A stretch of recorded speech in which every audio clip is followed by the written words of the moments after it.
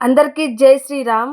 ఈరోజు చెప్పబోయే అమ్మాయి గురించయితే చాలా అంటే చాలా గ్రేటు. ఆ అమ్మాయి చేసిందైతే నాకు చాలా మంచిగా అనిపిచ్చింది. అలాగే ప్రతి ఒక్కరు రియాక్ట్ అవ్వాలనమాట. కాకపోతే ఆ అమ్మాయి గురించి కూడా కొన్ని విషయాలు మాట్లాడాలి. అందుకనే ఈ వీడియో తీస్తున్నాను. ప్లీజ్ అండి, చాలా మంది చూస్తున్నారు గానీ ఛానల్ సబ్స్క్రైబ్ చేసుకోవట్లేదు, సపోర్ట్ చేయట్లేదు. ప్లీజ్ మీరు లైక్ చేసి ఛానల్ సబ్స్క్రైబ్ చేసుకొని నాకు సపోర్ట్ చేయండి. మీరు సపోర్ట్ చేస్తారని నేను మనస్ఫూర్తిగా నమ్ముతున్నాను. ఇంకా వీడియోలోకెళ్ళిపోదాము. ఏం జరిగిందంటే ఒక 3 ఇయర్స్‌గానంట అబ్బాయంట ఆ అమ్మాయి ఎంకిలో పడతా ఉన్నాడంట.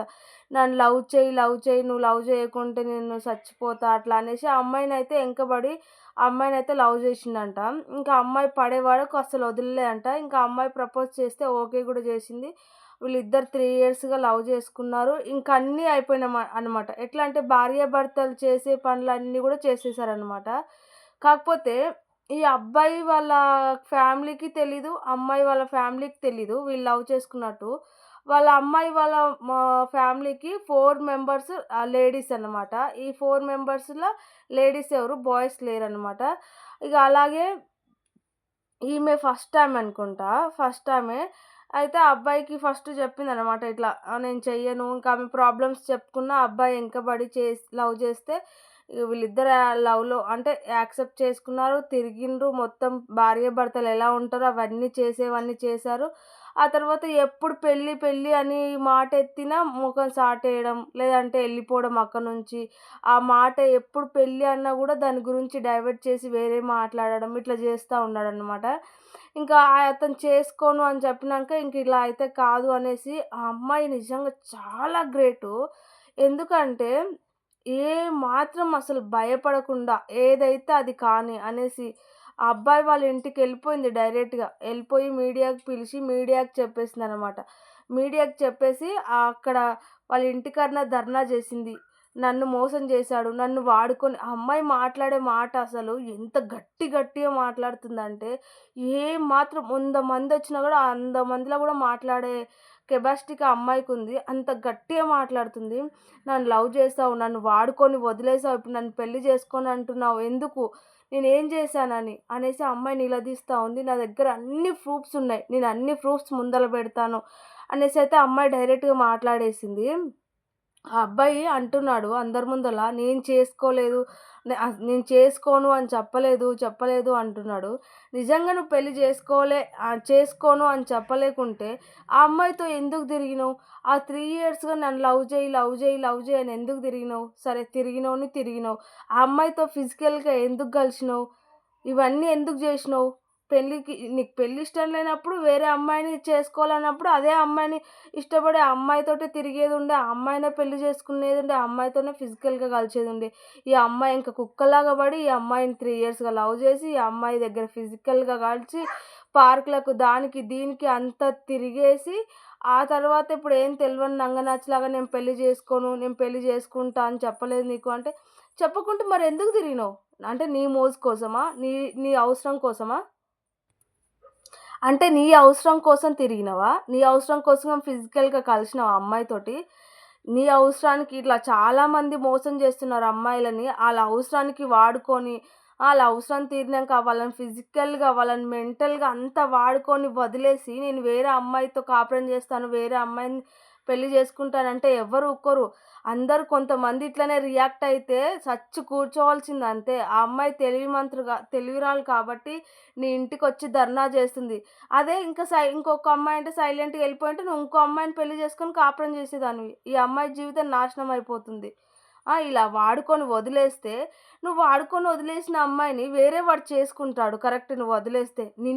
నీకొచ్చే అమ్మాయి 10 మంది వాడుకొని వదిలేసే అమ్మాయి వస్తది తెలుసా? నువ్వెవరినైతే మోసం చేయాలి అనుకుంటున్నావో, నీకు అంతా డబల్‌గా మోసం జరిగే అమ్మాయే వస్తది గానీ, కరెక్ట్‌గా సుద్దపూస అయితే అస్సలు రాదు. ఎవరైనా సరే లవ్ చేసి పెళ్లి చేసుకోవాలి. వాళ్ళ మీద పెళ్లి చేసుకోవాలి. వాళ్ళతో నేను జీవితాంతం ఉంటా అంటేనే లవ్ చేయాలి. ఫిజికల్‌గా కలవాలి. అంతేగాని వాడుకొని వదిలేస్తా అంటే రోజులు మారాయి. అది అమ్మాయిలు కానీ, అది అబ్బాయిలు కానీ ఎవ్వరైనా సరే ఇలా నిజంగా ధర్నాలు చేసి గట్టిగా మాట్లాడే వాళ్ళుంటే ఆళ్ళకి మోసం చేయాలనే థాట్ గూడా రాదు మైండ్‌లో. అరే! నేను మోసం చేస్తే నా ఇంటి మీదకొచ్చి నా ఇంటి మీద పడతారు. నా ఇజ్జత్ మొత్తం తీస్తారు. మా ఫ్యామిలీ పరువు తీస్తారు అనేసి అప్పుడన్నా సిగ్గొస్తుంది.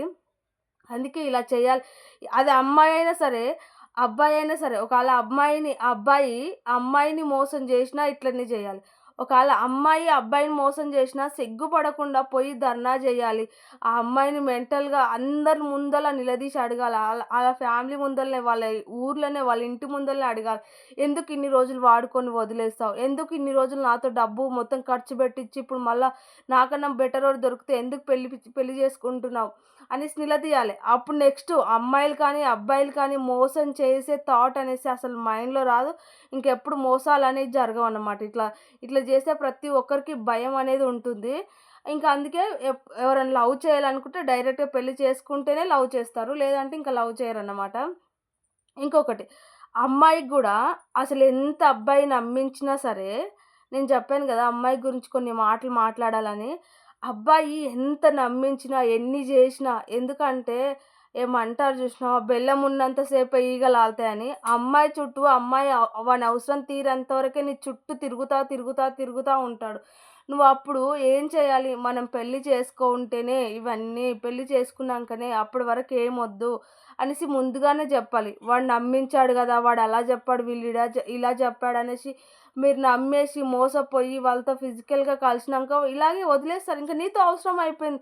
ఇప్పుడు వాని అవసరం ఉన్నప్పుడు నీ కాలు పట్టుకోమన్నా పట్టుకుంటాడు, ఏం చేయమన్నా చేస్తాడు. వాని అవసరం తీరింది. వాని మోజు తీరింది నీ మీద. ఇప్పుడు వాడు వదిలించుకోవడానికి ఏమన్నా చెప్తారు. అందుకే అవసరానికి కాలు పట్టుకుంటారు. అవసరం తప్పితే రాళ్ళు పట్టుకుంటారనే సామెతలున్నాయి గదా! అందుకే ఇలాంటి దాంట్లకైతే ఉపయోగపడతాయి. అందుకే ఎవ్వరు కానీ ఇలాంటి అబ్బాయిలు చెప్పారు గదా! అనేసి నమ్మేసి మోసపోకండి. అది అమ్మాయిలు కానీ, అబ్బాయిలు కానీ. అబ్బాయిలు శుద్ధ పూసలని నేను చెప్పట్లేదు. అలాగే అమ్మాయిలు శుద్ధ పూసలున్నారని చెప్పట్లే. 2 ఉన్నాయి. ఇద్దరు అట్లనే ఉన్నారు. చాలా మందున్నారు. కాకపోతే 40 అంటే ఒక 100లా ఒక 20 మెంబర్స్ ఇట్లుంటారనుకో. అంటే అంత శాతం ఉండొచ్చు. అమ్మాయిలు కానీ, అబ్బాయిలు కానీ. కానీ మంచి వాళ్ళకు చెడ్డ పేరొస్తుందనమాట. వీళ్ళు చేసే బేకారీ పనుల వల్ల.